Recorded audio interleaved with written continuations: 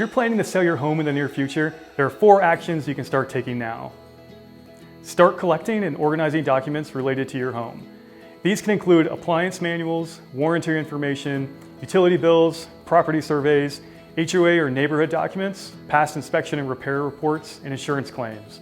These are often requested by home buyers in the purchase contract. You can also start completing a seller's property disclosure form, which will be given to buyers as part of the selling process. Number 2, take care of those home repair projects you've been putting off. Is there something broken or worn that needs repair? Is there something you know needs to be taken care of?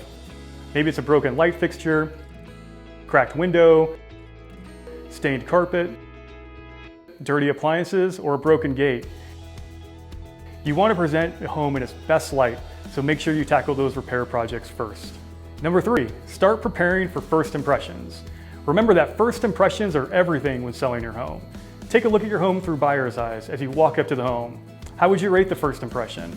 Think about refreshing mulch and landscaping, cleaning your front porch, remove cobwebs, clean windows and siding, repaint your front door to a color that pops. Inside, you can declutter spaces and rooms, thin out your closets, do paint touch-ups, and organize your garage.